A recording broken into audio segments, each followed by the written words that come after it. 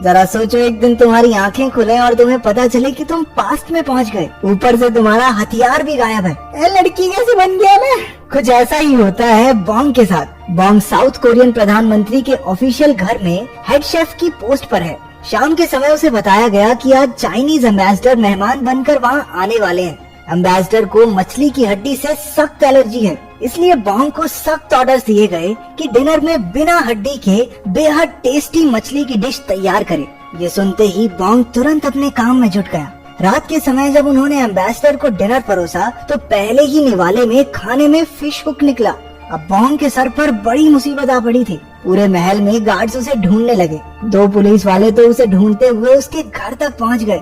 Bong को पता था कि अब तो उसकी खैर नहीं, इसलिए उसने बालकनी से कूदकर भागने की कोशिश की। उधर ऑफिसर्स भी उसका पीछा कर रहे थे। इसी हड़बड़ी में बॉन्ग का हाथ फिसल गया और वो सीधा एक स्विमिंग पूल में जा गिरा। उसका सर जोर से स्विमिंग पूल के फ्लोर पर टकराया, फिर अचानक से वो और नीचे डूबता ही चला गया। तभी एक सुंदर सी लड़की तैरते हुए उसके पास आई और उसके होठों पर एक चुम्मी चिपका दी। जब बॉन्ग की आंख खुली तो उसने खुद को एक अजीब से बेड पर उससे भी अजीब कमरे में पाया। बॉन्ग को महसूस हुआ कि कुछ तो गड़बड़ जरूर है और वो जल्दी से एक शीशे के सामने गया। शीशा देखकर उसके पैरों तले जमीन खिसक गई, क्योंकि भैया अब दीदी बन चुके थे। उसे कुछ भी समझ नहीं आ रहा था, लेकिन फिर उसने सोचा कि सपना ही होगा, ये सच में थोड़ी ना लड़की बन जाऊंगा। बॉन्ग ने कमरे से बाहर निकलकर पता करने की कोशिश की कि माजरा क्या है। वहाँ उसे बहुत सारी लड़कियाँ मिली जो उसे देखते ही जय हो राजकुमारी की कहकर सर झुकाकर बैठ गई।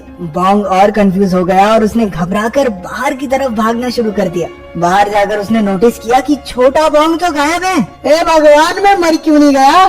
तुम साओ, क्या कर दिया तुमने मेरे साथ? उसे लगा कि किसी ने उसे किडनैप करके उसका सेक्स चेंज कर दिया है, लेकिन जब उसने अपने आसपास की दुनिया को ध्यान से देखा तो उसे समझ आया कि असल में वो टाइम ट्रैवल करके पास्ट में आ चुका था। अगली सुबह बॉन्ग ने उठकर अपनी दासी से अपनी पहचान के बारे में पूछा। पता चला कि वो किसी तरह 19वीं सदी में पहुंच गया था। वो किम सो योंग नाम की एक राजकुमारी के शरीर में था और तो और कुछ ही दिनों में उसकी शादी महाराज चियोल युंग से होने वाली है, जिसके बाद वो रानी बन जाएगा। दासी ने ये भी बताया कि कुछ दिन पहले वो पास के तालाब में डूब गई थी। वो तो सैनिकों की नजर पड़ गई जो उसे बचाकर महल में वापस ले आए। ये सुनकर बॉन्ग ने हिसाब लगाया कि उसकी और किम की आत्माएं आपस में बदल गई होंगी और अब घर वापस जाने का एक ही तरीका है, वो तालाब।